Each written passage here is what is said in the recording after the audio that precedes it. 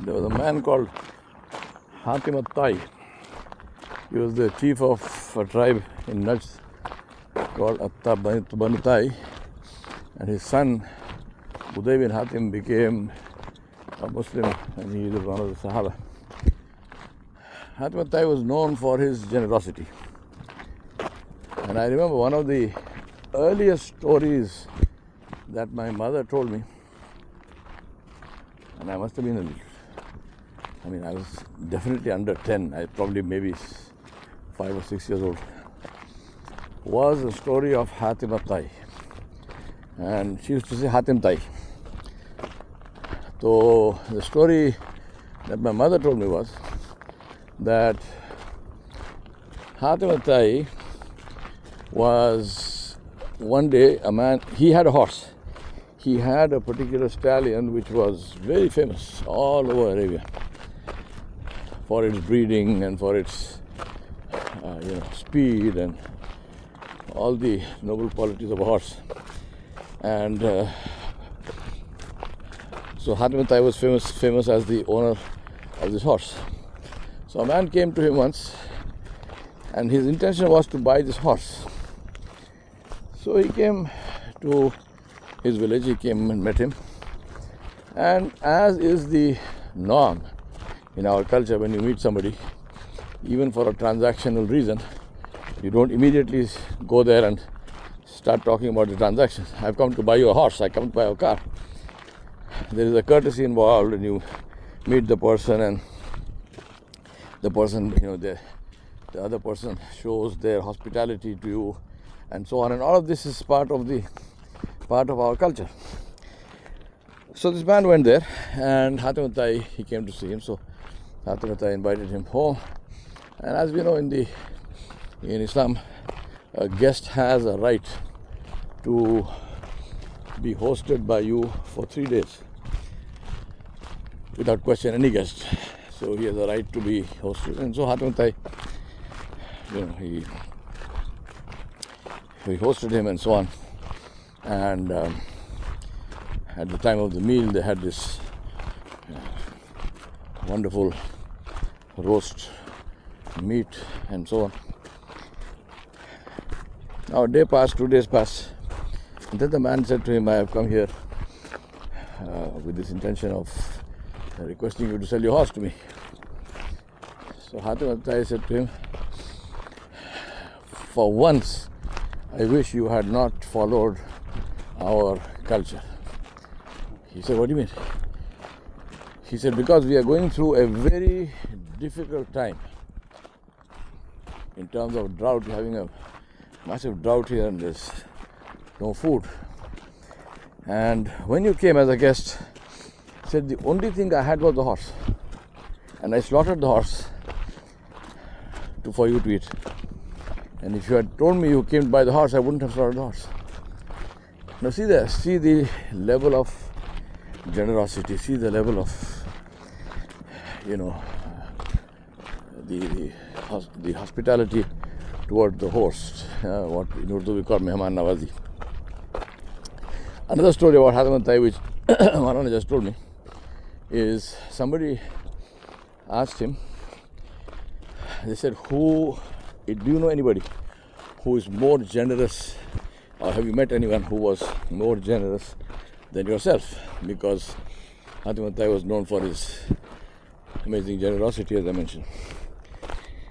And the man said, yes, I know someone who was more generous than I am. So the man said, what's the story? Who's this person? So Hatim al-Tai said, he's somebody who owned 10 sheep. So this person asking the question, he said, this is a strange thing. A person owns 10 sheep and he's more generous than you. I said, yeah. So he said, what's the story? He said, the story is that I went to the village of this person, and so as the usual custom of people are being hospitable, and this man, he slaughtered one of his sheep, and he brought the meat and so on cooked it and brought it for Hatem and Thai. Now Hatem and Thai, he said, when I was eating the sheep, eating the meat, he said, I loved the brain, the magas. So this man noticed that I love the brain. So he said to him, you stay here, I'm coming back. He left, he went away for a very long period of time. And then he came back with a lot of brain, beautifully cooked. And that's what I said, I was very happy and I enjoyed myself and I ate. And he said, as I was leaving, happened to pass by his place and I see blood everywhere and I'm seeing carcasses of the sheep. So he asked this man, what happened here? So the man said, no, you loved the brain of the sheep. So I brought you the brain of all the sheep that I want. All 10 of them. So Hatem and Thai said, I, in gratitude, gave the man 300 red camels. Now, red camel is a amazingly valuable thing to have among the Arabs, and we have a hadith of Nabi Sallallahu Alaihi Wasallam saying this is better than so many red camels and so on. So red camels was like a symbol of something valuable. So this man who was listening to the story, he said, well, then that shows that you are more generous because you gave him 300 red camels. He said, no, it still shows that the man is more generous. He said, how? He said, because he gave me everything he had and I only gave him a small part of what I have, because he was a very wealthy man. So he gave me only a small part. And I want to add to that by telling you my personal story and also telling you one very basic fundamental principle I have in life, which is that I believe that there is no such thing as repayment. You can never repay somebody. And this is a very big thing that happens with people. Someone does something for them and then they do something else in return. Maybe send them a thank you card or just say thank you or something. And they say, I have repaid. And those are the exceptional ones. The usual ones, they just ask you for a favor, they take it and go away, and you never see them again until they need the next favor. But anyway, even the exceptional ones, they do something for you and they say, well, I have repaid this person. My submission is that nobody can ever repay anyone else for anything. And the simple reason for that is that the other person did whatever he or she did for you first. They did that without expectation of reward. They did that without being asked. They did that because they were sensitive enough to know what you needed, and they went out of their way to give you what you needed without being asked. Whatever you do in repayment is repayment. You're doing it because of what the other person did. If the other person had not done that thing, you would not have done it. You wouldn't have done what you call repayment. So how is it repayment? You are not repaying because the deed is based on the intention. Innamal a'malu binniyat. So your intention is to repay in exchange for what came to you first. So there's no repayment. So if someone does good for you, no matter what it is, no matter who the person is, no matter how small or big it is, always remember that you owe them, and you will continue to owe them all your life, irrespective of what you may do subsequently in return. Now, my story. I had been working for 16, 17 years, and then I decided to become an entrepreneur, and I left my job. I settled down in Bangalore. I had very little savings. I invested them in a business that one of my friends had as a partner. in his business. And then, after about a year or so, this friend comes to me and says, I need you to give me some more money. So I was shocked. How do I have no money? How do I give him? I said, for what? He said, no, because I'm going to put in more money in the business myself. And if you want to maintain your percentage of your share, then you have to match it. Otherwise, from being at that time there were three of us, so 33%. So your percentage will go down. I didn't know what to do. I had no money, and all I had was invested in this.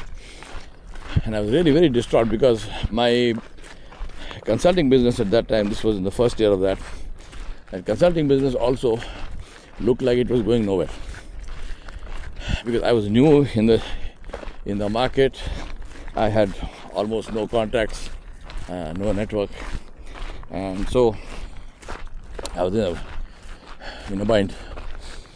Now I had a friend called Bertie, Cuthbert Swaras Jr. So very, very dear, very close friend of mine. Both of us were planters in the Anamales and elsewhere.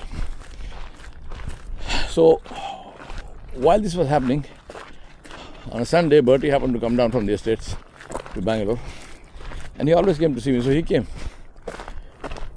And 5 minutes after meeting me, he told me what's wrong. So I said, what do you mean what's wrong? He said, something is wrong. He said, nothing is wrong. He said, don't bloody tell lies to me. Something is wrong. What is it?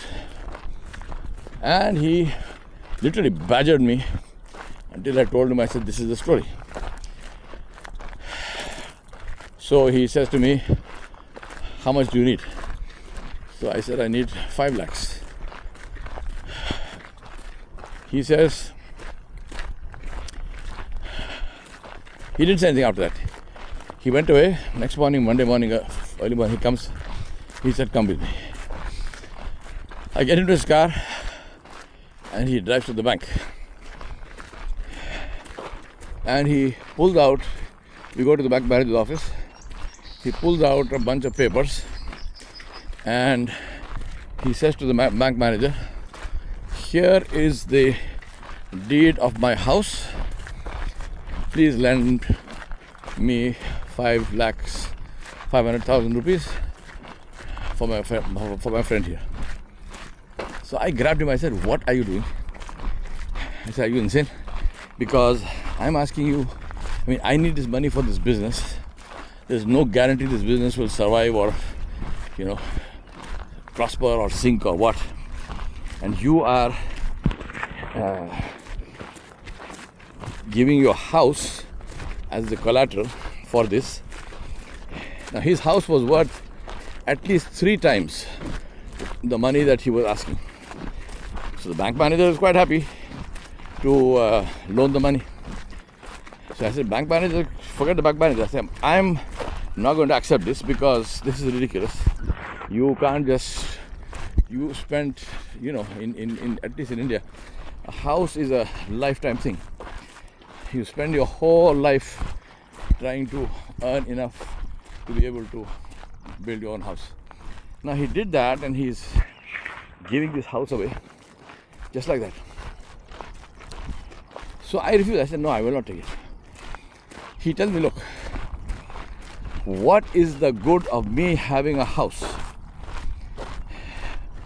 when you need something and I cannot help you? What is the good of me having a house when my friend needs help and I am unable to help him? So it doesn't matter. If the house goes, let the house go. Anyway, to make a long story short, I still didn't take the money from him. I still didn't allow him to do that. But my point is here that generosity can never be repaid. There's nothing that I can do in my whole life to repay just that, even though I didn't take it, but just the whole action of how Bertie dealt with this and what he did and what he said. his intention, his generosity, his thought, his friendship.